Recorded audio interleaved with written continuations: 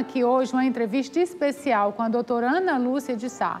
Ela é a vice-presidente da Sociedade Cearense de Cardiologia e ela é representante do Estado do Departamento de Hipertensão Arterial da Sociedade Brasileira de Cardiologia. E vem falar hoje sobre esta doença silenciosa que se chama também hipertensão. Doutora Ana Lúcia, que prazer recebê-la.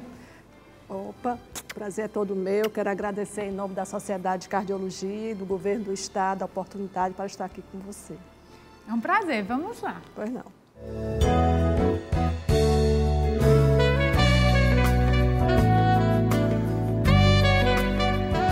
Doutora Ana Lúcia, como anda o coração do cearense e do brasileiro de um modo geral? De um modo geral, posso dizer que o coração do brasileiro e do cearense ainda preocupa muito, porque a principal causa de óbito no mundo, no Brasil, no Ceará, é a doença cardiovascular. E a gente sabe que a doença cardiovascular é um problema de saúde pública. Então, o coração do brasileiro, do cearense e de todas as pessoas do mundo estão realmente preocupados. Está todo mundo preocupado com o coração dessas pessoas. Isso traz um desgaste muito grande a todos os níveis, principalmente nas famílias, né? Então, todos devem trabalhar na prevenção. Você aconselha a prevenção, doutora? Sim, a prevenção é importantíssima, né? Até porque as doenças cardíacas, elas têm fatores de risco, que a gente chama que são fatores predisponentes, que são fatores que podem ser modificados. Então, a prevenção é muito importante para a gente tentar mudar esse quadro. Quais são esses fatores? A obesidade, o sobrepeso, o estresse, a alimentação inadequada, o excesso de álcool, o tabagismo. Então, realmente, a gente precisa trabalhar em cima desses fatores, não só a comunidade como um todo, mas principalmente as famílias. É por isso que o tema da campanha, que vai ser agora, dia 29 de setembro, o Dia Mundial do Coração, é o coração, o nosso lar, uma família, exatamente mostrando a importância do papel da família na modificação desses fatores que levam à doença cardiovascular. E o que mudou nesses últimos tempos? Foi piorando ou melhorando? A gente pode dizer que piorou um pouco. Por que piorou um pouco? Porque os hábitos pioraram, né? Há vários anos que a doença cardiovascular ela vem como primeira causa de óbito e ela continua sendo. Ela é maior do que o câncer, é maior do que a AIDS. Morre-se muito mais aqui no Brasil de AVC, que é a trombose, que se chama, do que mesmo de AIDS, do que mesmo de câncer.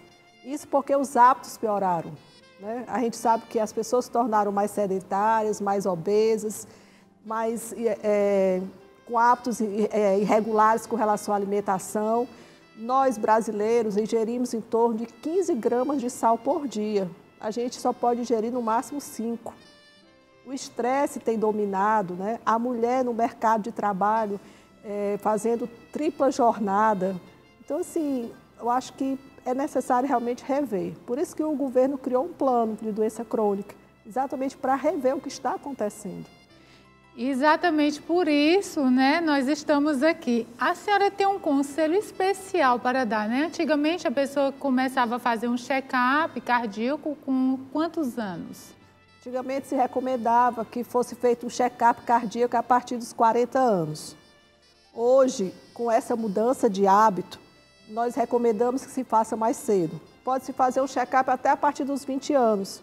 Quanto mais fator de risco a pessoa tiver, ou seja, se você tem história familiar de doença cardíaca, pessoas na família com hipertensão, é fumante, está acima do peso, ingere maior quantidade de álcool, é sedentário, é estressado, é importante que você faça o check-up mesmo antes dos 40 anos. É exatamente a questão da prevenção. E principalmente se alimentando mal, não é, doutora? Exatamente. Um refrigerantezinho que tem bastante sal também. Porque quando a gente fala de alimentação saudável, a gente lembra logo assim, eu devo comer frutas e verduras. Mas 70% do sal está no produto industrializado. Então, quando a gente vai fazer uma feira, um supermercado, a gente tem que ler o rótulo e ver tudo que a gente leva. Porque muitos dos produtos industrializados têm muito sal. Tem muita gordura saturada, que é a gordura ruim. Então, a gente tem que voltar a se alimentar melhor, né? Comer menos produtos industrializados, menos sal, menos gordura animal, que é a gordura saturada. Procurar ingerir mais frutas, mais verduras. Isso é muito importante para a prevenção da doença cardíaca.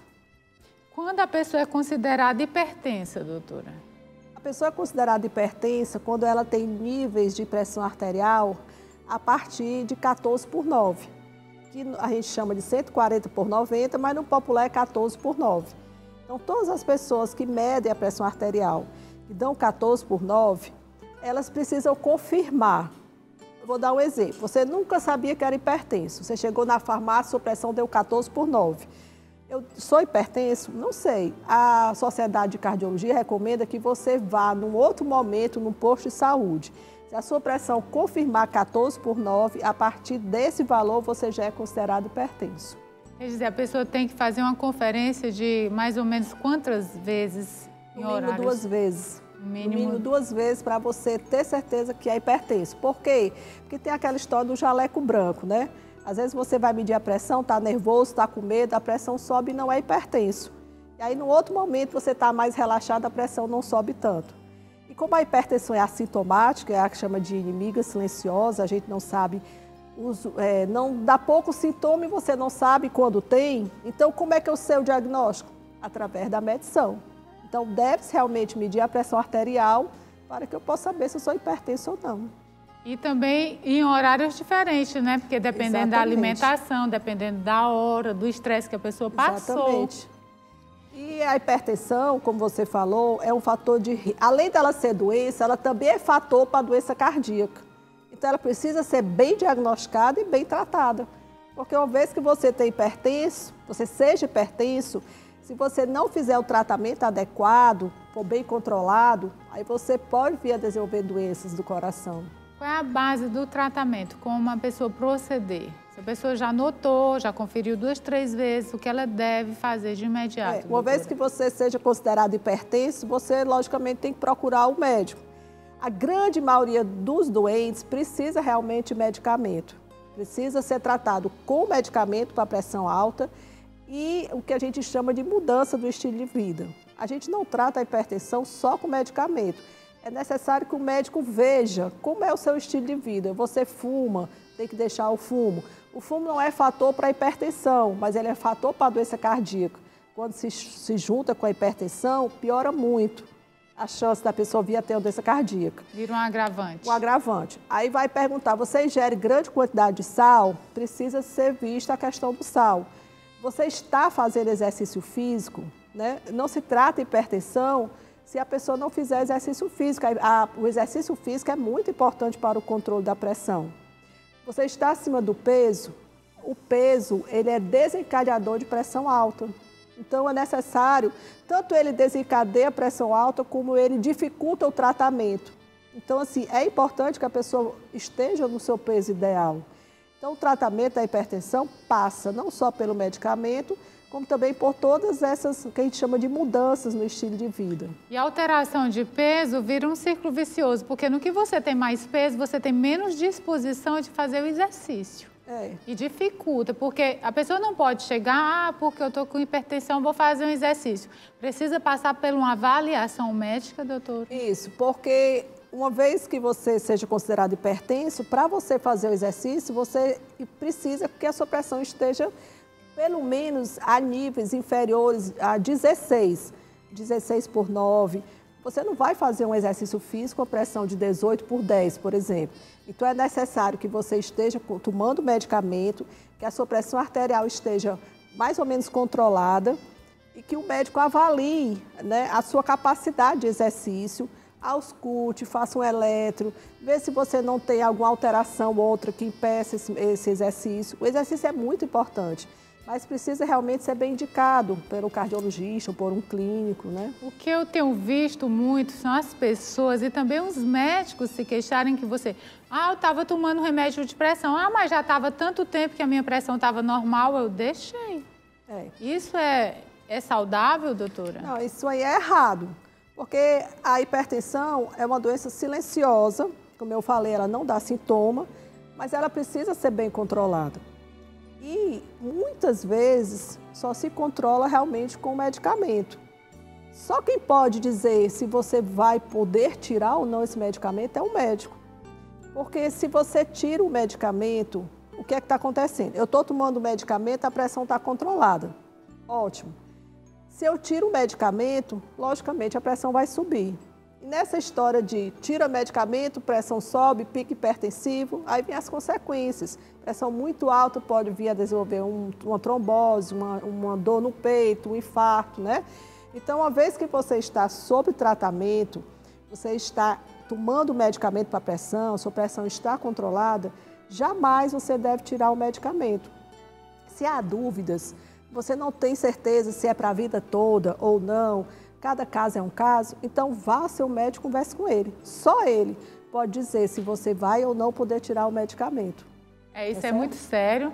As pessoas Muito, em casa muito têm que ter sério. atenção sobre isso. Claro. Doutora Ana, existe alguma consideração final que a senhora queira fazer? Alguma pergunta que eu esqueci? Um alerta para as pessoas que estão em casa? Eu queria dizer que o mais importante é que a pessoa identifique quais são os fatores desencadeadores da hipertensão que eu citei inicialmente. Uma vez que você seja hipertenso, que você mantenha-se sob controle. Porque a hipertensão, quando não controlada, ela pode vir a desenvolver doenças dos olhos, doenças dos membros inferiores, trombose, que é a principal causa de óbito, doença cardíaca. Mais uma vez que você se trata, né, e faz os medicamentos, e faz exercício, se alimenta bem, você vai ter uma qualidade de vida muito boa. Então, é importante que a pessoa se ame e se cuide, né? Há tempo, né, doutora? Há tempo, exatamente. Muito obrigada, doutora. Nada, eu agradeço.